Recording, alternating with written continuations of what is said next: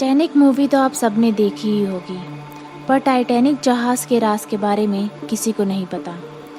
10 अप्रैल 1912 में दुनिया का सबसे बड़ा समुद्री जहाज़ टाइटैनिक अपने सफ़र पर निकला, लेकिन इसके ठीक 4 दिन बाद ही 14 अप्रैल को टाइटैनिक एक आइसबर्ग से टकराकर डूब गया, जिसमें कई लोगों की जान चली गई।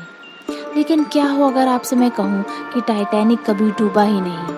शायद आपको भी ये यकीन ना हो, लेकिन कई इतिहास को जानने वाले लोगों का मानना है कि उस दिन जो जहाज़ डूबा वो टाइटैनिक नहीं बल्कि ओलंपिक था। ओलंपिक और टाइटैनिक दोनों ही व्हाइट स्टार लाइन कंपनी के जहाज़ थे और दिखने में इतने समान थे कि ओलंपिक को टाइटैनिक की बड़ी बहन कहा जाता था। ओलंपिक टाइटैनिक से कुछ ही साल पहले बना था। 20 सितंबर 1911 को ओलंपिक जहाज़ एक नौसेना के जहाज़ से टकरा गया, जिसमें ओलंपिक के प्रोपेलर पूरी तरह से टूट गए।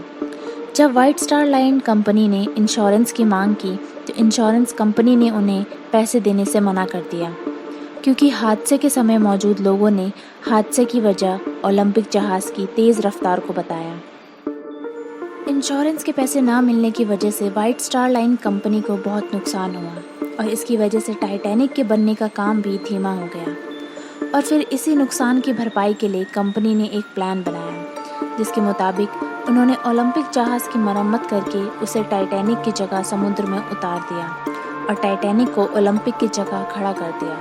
कंपनी का प्लान ये था कि टाइटैनिक की जगह ओलंपिक को न्यूयॉर्क के सफ़र पर भेजा जाए और जहाज़ को बीच समुद्र में डुबाकर लोगों को लाइफ बोट की मदद से बचा लिया जाए, जिससे कंपनी को इंश्योरेंस के पैसे मिल जाए और हुए नुकसान की भरपाई भी हो जाए।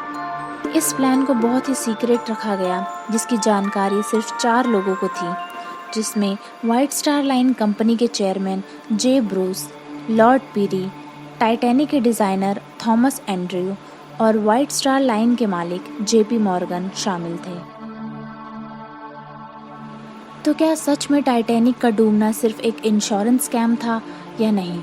इस सवाल का जवाब रॉबिन गार्डनर ने अपनी किताब Titanic the ship that never sank में देने की कोशिश की, जिसमें उन्होंने कई ऐसी घटनाओं के बारे में बताया जिनसे ये लगता है कि शायद टाइटैनिक कभी डूबा ही नहीं। जिनमें सबसे पहला था टाइटैनिक में मौजूद पॉट होल्स। जब टाइटैनिक की पहली बार फोटो ली गई तब उसमें 14 पॉट होल्स थे, लेकिन जब टाइटैनिक न्यूयॉर्क के लिए निकला तब उसमें 16 पॉट होल्स थे, वो भी अलग अलग साइज़ के। इसके अलावा जेपी मॉर्गन ने अंतिम मौके पर अपनी यात्रा खराब तबीयत के चलते कैंसिल कर दी, लेकिन इसके 2 दिन बाद ही उन्हें फ्रांस में देखा गया। ऐसे ही जे ब्रूस की पत्नी और बच्चों की यात्रा भी तबीयत खराब होने के चलते कैंसिल कर दी गई, लेकिन उन्हें इसके बाद वेल्स में छुट्टियां बिताते हुए देखा गया। वहीं जेपी मॉर्गन ने जहाज़ के चलने से 1 घंटा पहले ही जहाज़ से 4 बहुत ही महंगी मूर्तियाँ उतरवा ली और इन्हीं वजह से कई लोगों का मानना है कि इन सभी को ये पता था कि जहाज़ डूबने वाला है। तो क्या सच में ओलंपिक को टाइटैनिक की जगह जानबूझकर डुबाया गया था? सच चाहे जो भी हो, लेकिन इस घटना में नुकसान अपनी जान गंवाने वाले लोग और उनके परिवार का ही हुआ।